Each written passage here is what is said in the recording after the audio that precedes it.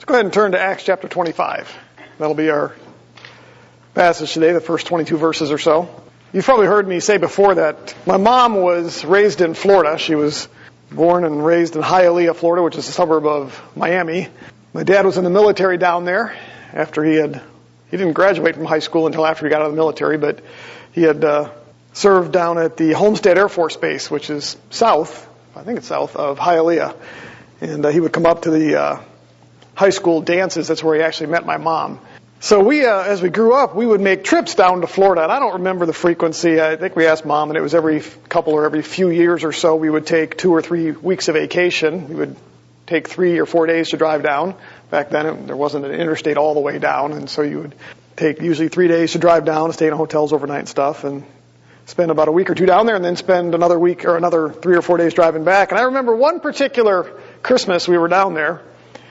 And I don't remember how old I was. I'm guessing some place probably in the 12, 13 years of age. And we stayed in my grandmother's small house. And I remember I was in the living room of her house, and there was an awful lot of noise coming from the bedroom that me and my brother and sisters stayed in. And it was real noisy, and I think it was Mom said something like, "You want to go check on that?" So as I go down the hallway and I go into the bedroom, all of a sudden there's this loud crash. And it's because one of my siblings, I don't remember who it was at this time, had thrown a pillow or a stuffed animal, and it hit the light fixture on the ceiling. And it came crashing down, smashed into the floor, glass everywhere. And my dad heard that.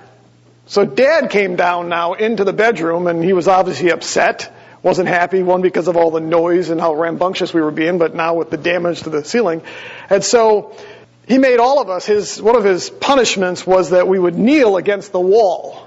Down on your knees, and you would have to kneel against the wall and just stay like this. And if any of you have ever had to do that before, that is a very uncomfortable position to have to stand in or sit in for a while. Kneel in, actually. And I just remember I had protested. I said, "But Dad, I didn't do anything." And he didn't want to hear anything. He just assumed we're all guilty. And I'm like, they were in here throwing this stuff. I got asked to come in here by Mom, and I shouldn't be punished. He was not going to hear any of it. And I was stubborn. Doesn't surprise. You see him over here. Doesn't surprise anybody. And so as each one of my siblings kind of said, "I'm sorry, and I shouldn't," I just refused. And so I was the last one there still kneeling up against that wall. My knees were killing me, my back was killing me, but I just was not going to admit to doing something that I didn't do. Now, in the end, I think I finally caved and did it anyway. But I think about that as I was preparing this session for this morning, and it's just an example of injustice. I wasn't guilty.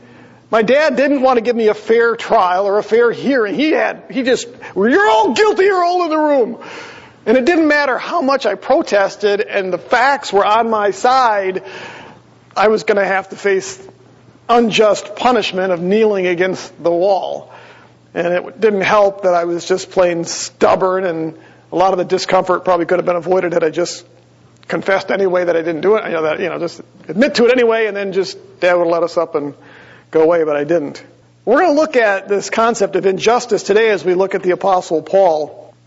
Now, if you remember, Paul had already had one trial before Felix. Remember, Felix wasn't a good guy. He was a tyrannical leader. He was rather harsh in his actions in treating Jews. He caused a lot of tension between the Jews and the Romans. In fact, Josephus had said that he probably was one of the biggest reasons why shortly after he was removed from office, there were 3 fairly sizable rebellions from the Jews against Rome.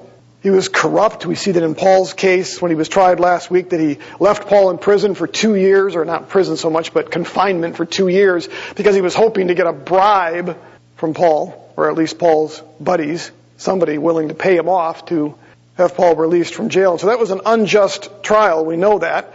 Well, there was a second trial that Paul faced, and this one wasn't a whole lot better. It was by a governor named Festus. We're going to be looking at that today. His governorship was fairly short-lived. He basically died in office after serving only 2 years. Historically, we don't know a whole lot about him, but he was considered to be a good and a fair governor. He was known for acting very quickly. He was very decisive in what he would do. And so those are his good traits, but he did share a trait with Felix, and that was a desire to placate or to garner favor among the Jews, and we're going to see today how that impacted his ability to provide Paul with a fair trial. So we have this governor who was a good and fair governor for the most part, but he struggled with trying to appease a very large group of individuals, the Jews, and so it impacted how he would try the Apostle Paul. Justice is supposed to be blind. You've heard that before. Do you all know who Lady Justice is? She was the Roman god of justice. We often see her.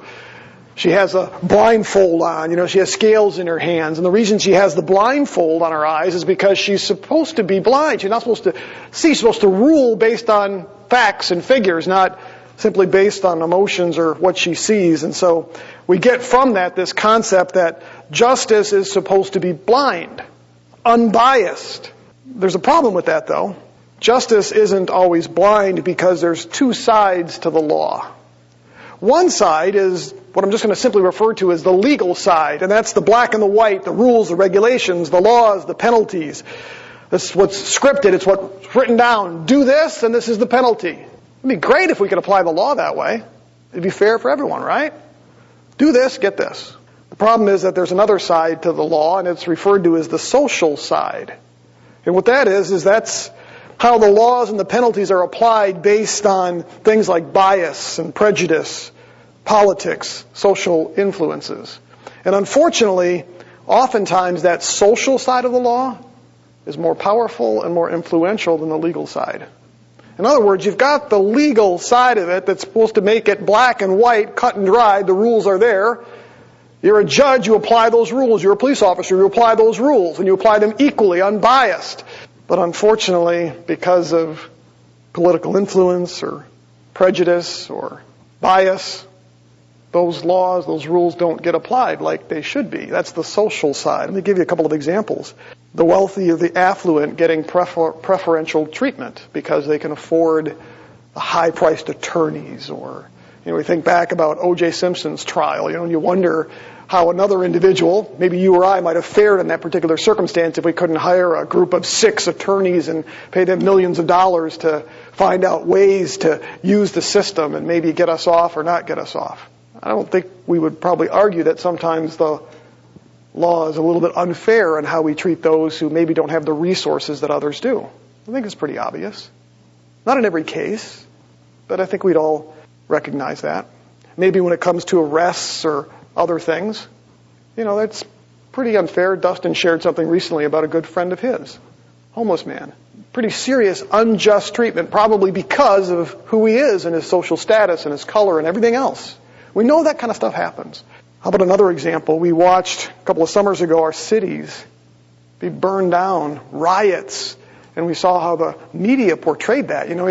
Some of you have seen the pictures of the CNN reporter with buildings on fire behind him saying, it's a mostly peaceful protest, Put that in contrast to what we've seen recently in Canada with the Freedom Convoy. Whether you agree or disagree with the truckers up in Canada, almost from the beginning they were labeled terrorists, aggressors.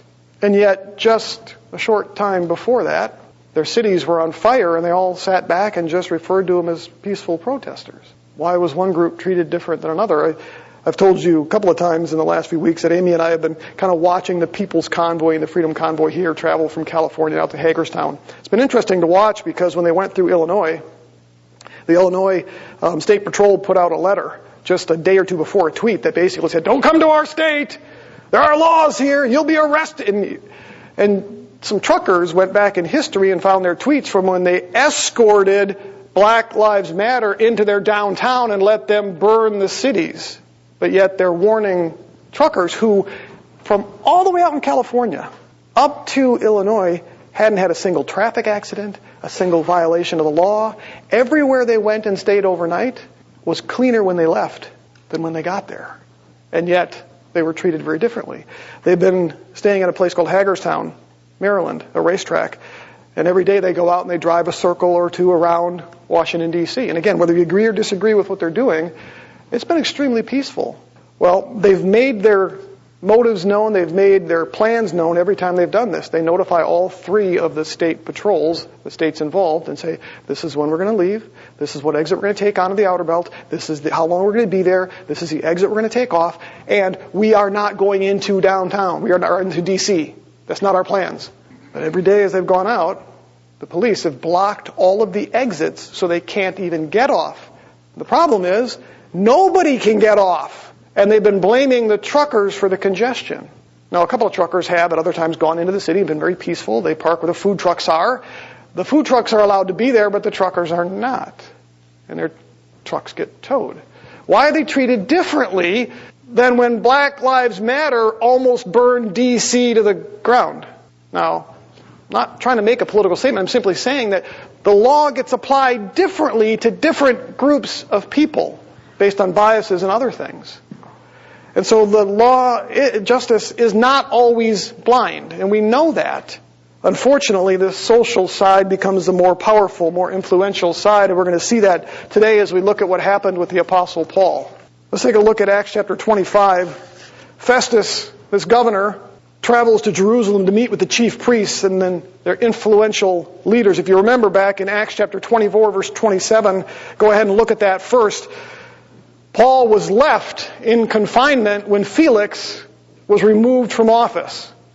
Verse 27 of chapter 24 says, "But after 2 years have passed, Felix was succeeded by Porcius Festus, and wishing to do the Jews a favor, Felix left Paul in prison." There we see the first injustice. He left Paul sitting confined for 2 years. Paul had some good opportunity to share the gospel with him, but he still left him there because he was trying ultimately to do the Jews a favor. He wanted a bribe for one, but he also wanted to do the Jews a favor. He wanted to appease them. And so that's how this all starts. Well, when Festus comes into office here, Paul is still in prison, but just 3 days into his term, Festus decides to do something about it. Remember I said that he was known to be quick? Well, this is one of them. Look at verses 1 through 3 of chapter 25. Festus, then arriving in the province, 3 days later went up to Jerusalem from Caesarea. The chief priests and the leading men of the Jews brought charges against Paul, and they were urging him, requesting a concession against Paul that he might have him brought to Jerusalem, at the same time setting an ambush to kill him on the way. There's an important word here. It's actually the word now. In some of your Bibles it might be then or therefore. What that word tells us is that the verse that we're looking at is directly tied, the result of, if you will, the verse before it. And so what this tells us is that Festus went to Jerusalem from Caesarea because when he got in office, he realized, this dude Paul's still sitting here. There's something not right about this. So he specifically leaves Caesarea 3 days into his term and goes down to Jerusalem to meet with the Jewish leaders and find out what's going on here. Why is this guy still languishing in my confinement? His first order of business then is to travel to Jerusalem. He meets with, and it tells us here, the chief priests and the leading men of the Jews. Now we know who the chief priests are. They're really the legal authorities, if you will. But the leading men here is a reference to the most prominent. It's probably the best way to think of it as those influential businessmen maybe, and politicians and others. They aren't necessarily the legal side. They're the influential people, the influential leaders among the Jews. It's the ones who make the most noise. You might see them on, in our case, the news media and other things, and you wonder, why is he involved? You know? Got a lot of bark, makes a lot of noise, very powerful, very influential people, but don't really have much to do with legal matters, but they're always there making noise. And so that's really who he's meeting with here, the scribes and these highly influential figures. These men laid out their charges against Paul, and it says that they repeatedly, that's the tense used there, repeatedly begged him for concessions. That's literally the word for favor. They asked him to do them a favor against Paul, which was this: bring him to Jerusalem. Why? Because they wanted to try him themselves and kill him. We already know that. And so when he goes there to meet with them, they begin to beg him, just give us Paul. We'll deal with it. We'll try him. We already knew what their plans were. We've shown that before in previous passages. Notice that Luke tells us here that they had another thing in mind, which was what? Set an ambush and kill him. Again, pretense. Bring him here. We'll deal with it. When the real plan was to kill him. Fortunately, Festus refuses their request, and instead he invites a select group to accompany him back to Caesarea. Look at verses 4 and 5. Festus then answered that Paul was being kept in custody at Caesarea, and that he himself was about to leave shortly. Therefore, he said, let the influential men among you go there with me, and if there is anything wrong about the man, let them prosecute him. It's unclear why Festus refused their request, but what's interesting is that when he informs them that Paul is being kept at Caesarea, look at who he invites along. Do you notice there's a group that's dropped out of this? It started with, he met with the scribes and the influential men, but who does he invite to come along to Caesarea? The scribes? The legal authorities? No, it's the influential men. It says it right there in the text. The influential men among you. Bring them to Caesarea. That's our first clue that maybe this trial isn't going to be all that fair for Paul. When the Jews come down to present their case before before Felix, it actually included chief priests, elders, and a lawyer. There were no witnesses, but it was a true legal trial because it had, again, the legal authorities, the chief priests, the elders, and then a lawyer. But here, he only invites the elite of the Jews, those with the most social or political power and influence, to show up. So again, it provides our first clue that maybe this isn't going to be a fair trial for the Apostle Paul. Remember my comment about the social side being sometimes the more powerful side? This is setting it up. We also find a little bit later in our passage that Festus was looking for a way to appease the Jews, just like Felix had before him. In order to do that, he would need these influential men to be there. You have to remember that at this time there was a lot of tension between the Jews and the Romans. In fact, Felix had to put down 2 previous revolts, if you will. There's going to be 3 more after Felix. Festus here had put down some small revolts as well. There was constant tension between the Jews and the Romans. And the primary responsibility of a governor was to actually keep the peace. That was his primary responsibility at this time. And so you can see why there might be some pressure for Festus to want to appease the Jews. He didn't want them revolting against Rome. I believe that's why Festus only invited the Jewish elite to accompany him back to Caesarea. One of the commentaries that has been very good from understanding the culture and stuff behind what happens here in the book of Acts. It's written by a guy with the last name of Witherington. It's kind of interesting. I picked up the book. It's about that thick and extremely technical. It's a hard read. And I was talking to a friend of mine from seminary not too long ago, and he's like, "Oh yeah, I know him. Well, the guy's been in his house and all kinds of stuff, and it's kind of interesting." I'm thinking, who does my friend not know? I don't have any connections like that. But anyway, it was interesting because he knows this gentleman. But listen to what he said about this. What is often overlooked in the discussion of these chapters by biblical scholars is the difference between Roman law and Roman officials, between what was legally the case and what was actually the case. In other words, what gets overlooked is the social networks and channels of influence, the legal side and the social side. As we shall see, Roman law was indeed on Paul's side. He was not guilty of a chargeable offense. This does not mean that the local Roman officials would necessarily be on Paul's side just because he was a Roman citizen. When Festus appears to have been more honest and less venal than either Felix or than the guy that follows him up, this does not mean in the end that he was not subject to influence by means of the elite of the land.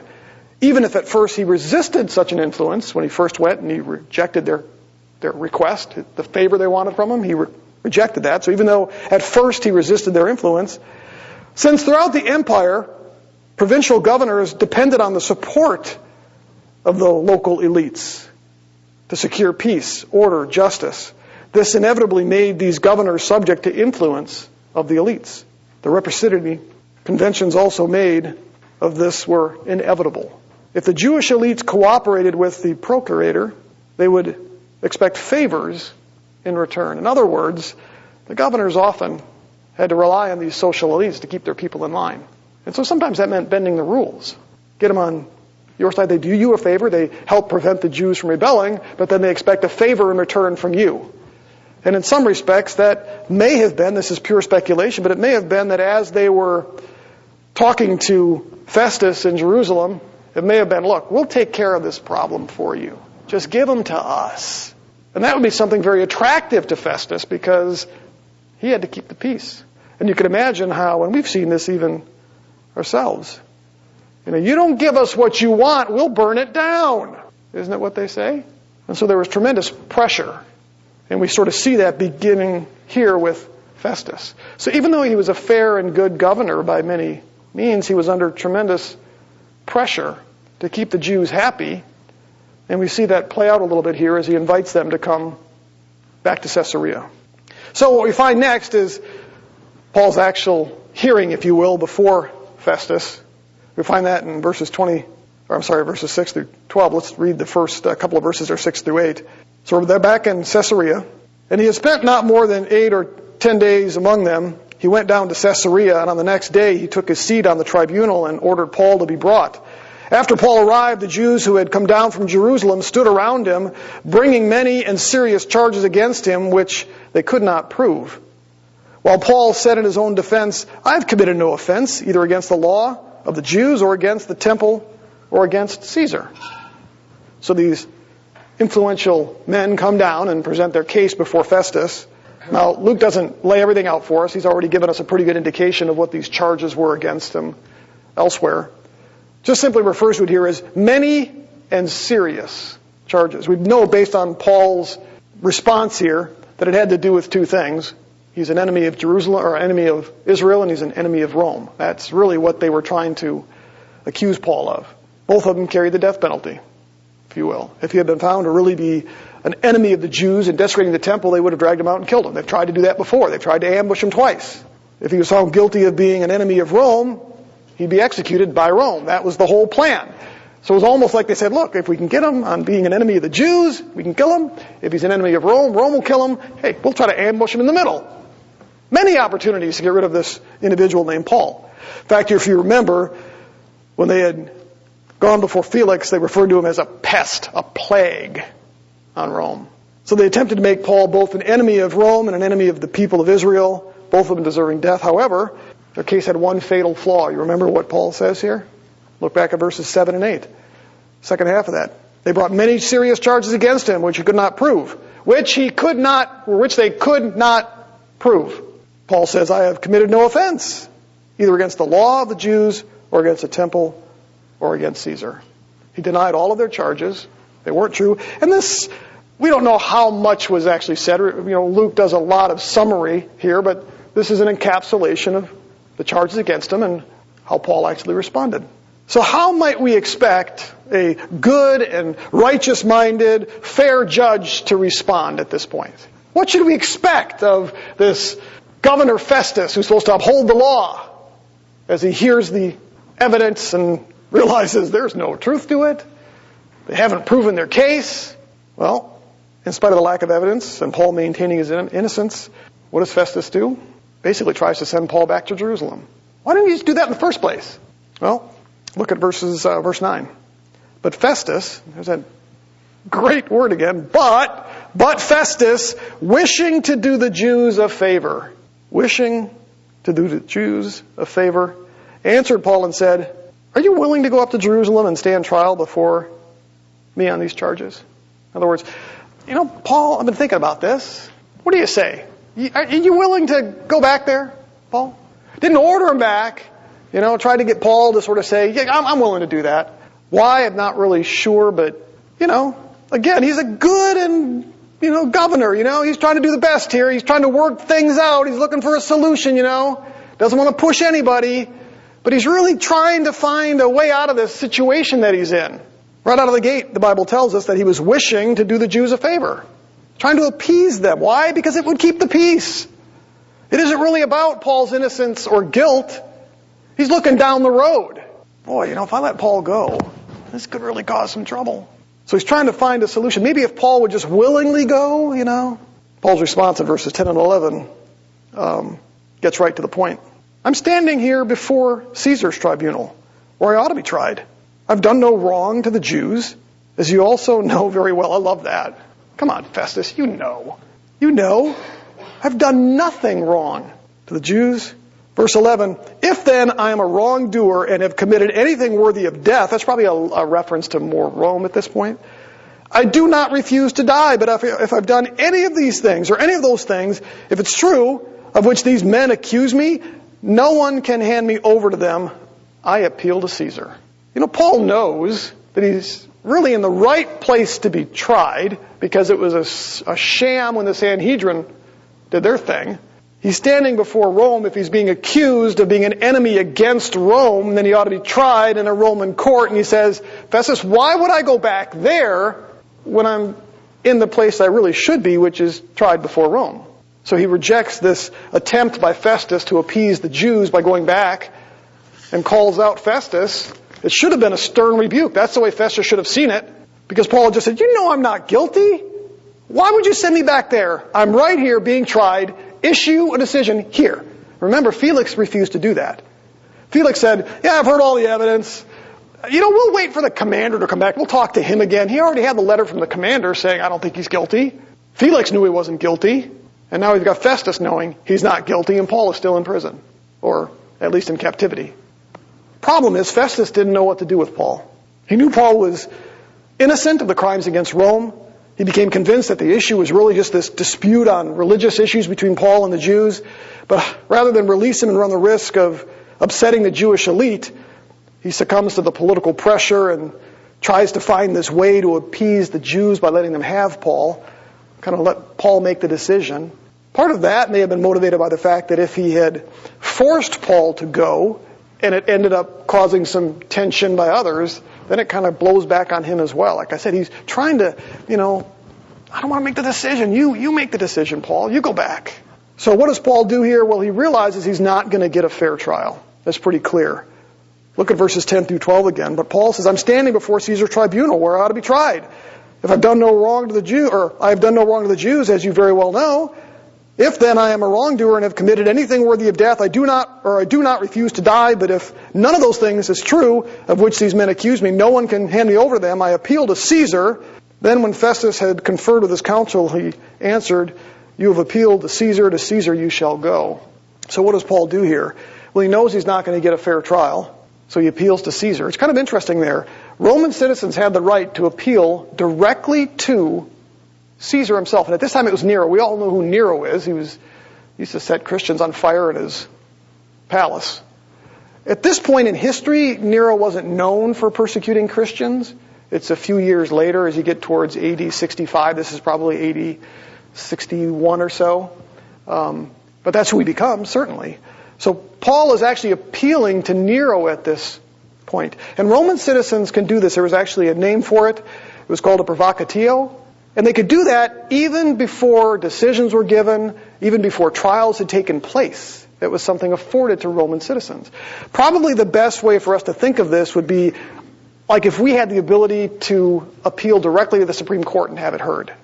Even before the trial started, or even before a ruling was given. The way our system works here is you go to court, they rule, then you can appeal it, and then the appeals court rules, and if they're not in your favor, then you can try to appeal it, and ultimately you appeal it up to the Supreme Court, but after a bunch of decisions have been made.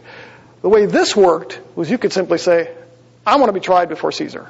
That was given to Roman citizens. Others weren't given that right. And so that's what Paul does here, and he does it because he realizes that he's not going to receive a fair trial by Festus. And it was within his right to do that. Well, after Festus goes and talks with his council, he realizes he doesn't have much choice. He couldn't really reject it. And so he goes ahead and he basically says, okay, you've appealed to Caesar, then so be it. But there's one more thing that happens before he does that. It's going to be talking to King Agrippa. Look at Acts 25, starting at verse 13. We'll read through the rest of the section here. Now when several days had elapsed, King Agrippa and Bernice arrived in Caesarea and paid their respects to Festus. While they were spending many days there, Festus laid Paul's case before the king, saying, there was a man who was left as a prisoner of Felix.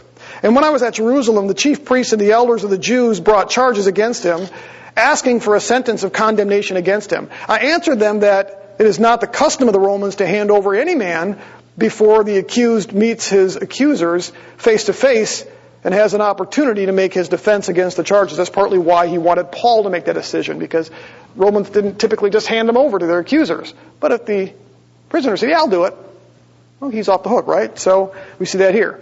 So after they had assembled here, I did not delay, but on the next day took my seat on the tribunal and ordered the man to be brought before me. When the accusers stood up, they began bringing charges against him, not of such crimes as I was expecting, but they simply had some points of disagreement with him about their own religion and about a dead man, I love that, about a dead man, Jesus, whom Paul asserted to be alive. Even during the trial, Paul was still taking it as an opportunity to talk about Jesus. Being at a loss how to investigate such matters, how do you investigate a dead man, right? Well, Luke did. Apparently this Roman Festus couldn't figure that out. Being at a loss how to investigate such matters, I asked whether he was willing to go to Jerusalem and there stand trial on these matters. But when Paul appealed to be held in custody for the emperor's decision, I ordered him to be kept in custody until I sent him to Caesar. Then Agrippa said to Festus, I would also like to hear the man myself. Tomorrow, he said, you shall hear him. So Festus has this dilemma. He found Paul guilty of nothing, but because Paul had appealed to Caesar, now he's got to send him to Caesar. Well, that actually put Festus in a rather weird position, because in order to send him to Caesar, he has to have charges. Because he has to write Caesar a letter and say, okay, here's why I'm sending this guy to you. Here are the charges against him. He's appealed to you. The problem is he doesn't have any charges because he knows Paul's not guilty of any crimes against Rome. So he's got himself a bit of a dilemma.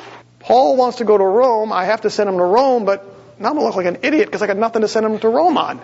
Well, fortunately for Festus, King Agrippa decides to pay him a visit. King Agrippa was king over the region, mostly just outside of Caesarea. He was at least half Jew, but he's a Roman official. He really is, working for the Jewish people of sorts, but he's employed, if you will, by the Romans.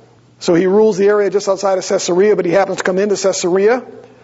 He actually had a reputation for being a very, very pious, a very religious man. He was an expert in Jewish issues, but he was also a faithful subject of Rome. In fact, when the Romans attacked Jerusalem on AD 70 and destroyed the city and the temple, he supported the Romans. That's who he was. But he comes here now to Caesarea, most likely to pay his respects, to congratulate Festus on becoming the governor. And he shows up with Bernice. Now, what do we know about Bernice? Well, she was referred to as Queen Bernice. She was Agrippa's sister, full-blooded sister. She had been married 3 times. She was widowed twice. She was divorced once. She then moved in with Agrippa and served as his queen. Now, here's the thing. Rumors at the time speculated that they were having an incestuous relationship. Might be why she was referred to as queen. Well, to cover that up, she convinced another king, King Cilicia, to marry her and to convert to Judaism. But unfortunately, he got a little tired of her after a while, and he divorced her and sent her back to Agrippa. Then, to try to mitigate some things, she became the mistress of an emperor. Actually, it was the emperor's son. You might remember the name Vespasian. But she basically married or became the mistress of Titus, his son. But he got tired of her too, and ultimately sent her back to Agrippa. Well, here she is. She shows up with Agrippa, alongside him, co-ruler of sorts as queen. Neither one are very good individuals. That's kind of the pattern we've seen here, isn't it? And Festus lays out his dilemma before him. I won't rehash all of that, but basically, I got this problem, king. I don't know what to do with this guy. He's appealed to Caesar. I got to send him to Caesar. I got no charges. He's innocent. I got to send him, though, because he appealed. And ultimately, King Agrippa decides, I'd kind of like to hear this guy myself. Now, part of that may have been because he was interested in helping Festus out. Some people speculate it was because he was just interested because he was a Jewish scholar of sorts. And obviously, they knew that Paul was speaking about this new sect, these Christians.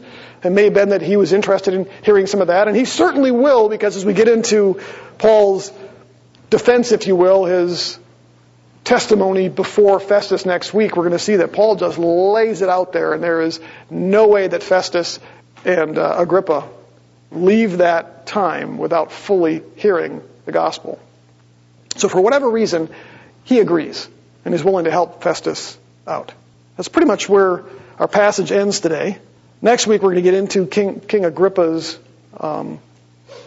as he listens to Paul, how that all fares out. There's some great stuff in there, but I want to give us a couple of takeaways as we go through this, or as we went through this.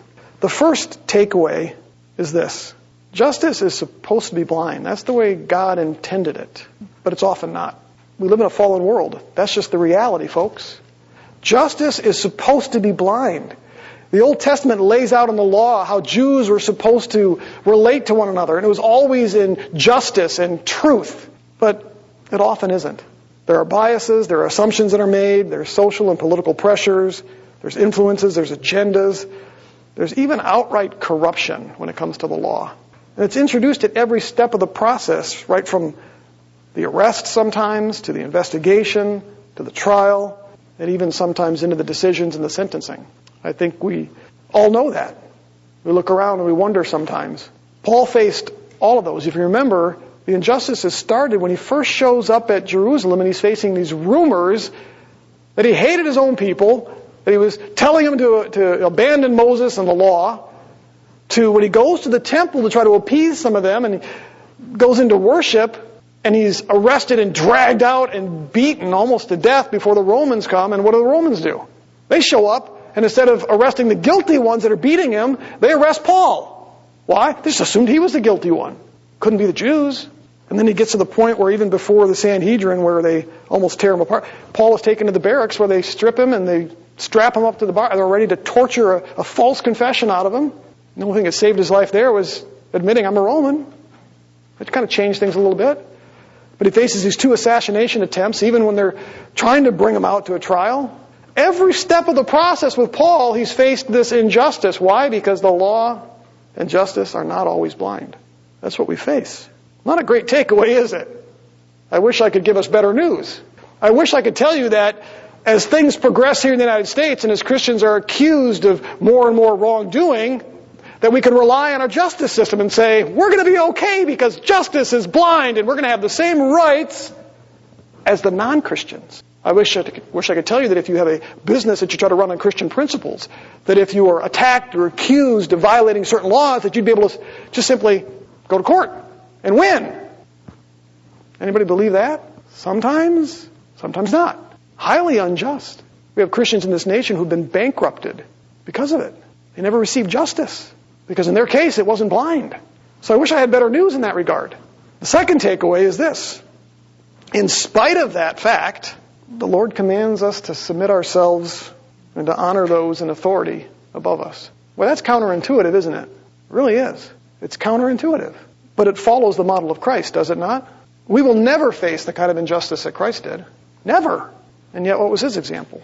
Even before his accusers, before his abusers, he still honored the position, the authority that God had set before him. That is a hard principle for us. Because our natural response is we have rights. And Paul didn't ignore his rights. We saw that, right? He took advantage of the right that he had as a Roman citizen. 1, to not be flogged. 2, to be tried in a Roman court. 3, to appeal to Caesar. He took advantage of those rights, but all along the way, he submitted to the authorities and followed the process through, even though it wasn't always just. And here's the kicker for all this. You're all familiar with what Paul wrote in Romans chapter 13. He wrote this: every person is to be subject to the governing authorities. For there is no authority except from God, and those which exist are established by God. That's what Paul wrote in Romans 13. Now think about this for a second. Did you know that Paul wrote that after he and Silas had been mistreated by the city magistrates in Philippi? They were basically beaten with rods. They were arrested, stripped naked, tossed into a prison cell, and locked in stocks. And it was after that that Paul wrote, be subject to the governing authorities, for there is no authority except from God. How could he do that? He understood. Even at the end of his life in Titus chapter 3, verse 1, Paul wrote this: remind them to be subject to rulers, to authorities, to be obedient, to be ready for every good deed. That was not only after his experience with Felix, with Festus, with Agrippa, but from a prison cell at the end of his life, right before he was beheaded. Think about that for a moment. Paul languishing in a prison cell for the second time, and he knows, because as we look at 1 and 2 Timothy, as we look at Titus, Paul knows he's not getting out. He knows his life is over. He knows that he's been mistreated. He knows that he's been abused. He knows that he's faced injustice. And yet he has the gall to write to Titus, remind them to be subject. How could he do that? I think it's because Paul understood a third thing, and it's the third takeaway. There's more at stake than the injustices we might face. There's God's purpose and plan. It's a hard thing for us sometimes to digest. Sometimes the injustices we face are part of God's plan to accomplish the propagation of the gospel. And it doesn't make sense. It's counterintuitive to us sometimes. But I want you to think about this with Paul. I just finished up, or I'm probably another half hour, maybe an hour from finishing up the very last 2 verses of the book of Acts. And as I reflected on Paul, we find the last 2 things that Luke says about the Apostle Paul was that he's in his own rented house in Rome. And he's able to preach with boldness and unhindered the gospel to all who would come to him. Paul's there preaching the gospel unhindered in such a way that we find out elsewhere that the whole entire Praetorian Guard, which are the elite of the elite soldiers that protected Nero himself, Paul says all of them have heard the gospel. In addition to that, Paul tells us elsewhere that even members of Caesar's own household had become Christians during Paul's time under house arrest in Rome. And what brought him there? What was the path to get him there? Being arrested in in Jerusalem, being beaten, being chained to soldiers, almost being flogged, facing at least 2 unfair trials and another time before Agrippa, then traveling through the sea, 6 months in the ocean, shipwrecked, and ultimately ending up in Rome. And God all the way, it was his purpose and his plan, because Jesus, before any of that started, said, Paul, you're going to testify before kings and governors. You're going to go to Rome. And all the way back in the beginning of Acts, we're told that Jesus said, you will be my witnesses in what? Jerusalem, Judea, Samaria, and where? Even to the ends of the earth. Paul, when he gets released this time, actually, tradition says, goes on to Spain. Paul went to the end of the earth, if you will, from a Roman perspective. And so when we look at this injustice that Paul faced every step of the way, it was all ultimately part of God's purpose and plan. It's how God took him to Rome. It's how he got him to testify before rulers and kings, ultimately the emperor's own family. So there's more at stake than the injustices we face. And that's why we're told that even in spite of the injustice, we need to respect the authorities that God has placed into those positions of authority. Doesn't mean we have to be happy about it. Doesn't mean that God has abandoned us or forgotten about us. Sometimes our greatest testimonies come out of that difficulty. I'm reminded of, Cake Baker Jack, out in, Portland or out in Washington. The number of opportunities that he's had to talk about Jesus, but it may ultimately, in the end, bankrupt him completely. He's still fighting this after nearly a decade. But his perspective, as best I can tell all along, has been, Jesus has been proclaimed. There's something more at stake than just the injustices we face. Much like Jesus. Had Jesus not faced the injustice he did, we would have no hope. No hope at all. But God's purpose and plan for him was that he would suffer, die, be buried, and ultimately rise again. And had that not happened, we would not be here. Now, I know that's hard for us to hear, but there's hope in that, because it puts us exactly where we need to be. I was reflecting on the kingdom of God last night, because we're told at the end of Acts that Paul preached the kingdom and taught about Jesus during those 2 years when he was in Rome. And I got to thinking about that it's hard to get our head around the kingdom of God sometimes, that there's 2 sides to it, a spiritual side and an earthly side. And Jesus himself said that you cannot enter into the kingdom of God without suffering. That's how we get there. And sometimes that means we will face injustice. But the reward for our faith in Christ and remaining obedient to him, being willing to suffer, even as Peter says in 1 and 2 Peter, the reward for that is we get to be a part of God's kingdom. That brings hope, because the alternative isn't very pretty, is it? So as I look at this passage today, I'm just kind of reminded again on, Paul's commitment to God's plan and God's purpose, and his willingness to suffer these injustices. Now again, he didn't just lay down and take it. Remember, he exercised the rights that he had, but he didn't always get the justice that those rights should have demanded. And we may not either.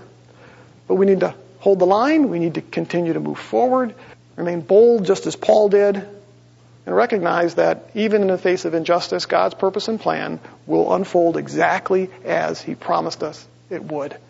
And our reward is we join him in his kingdom as a result.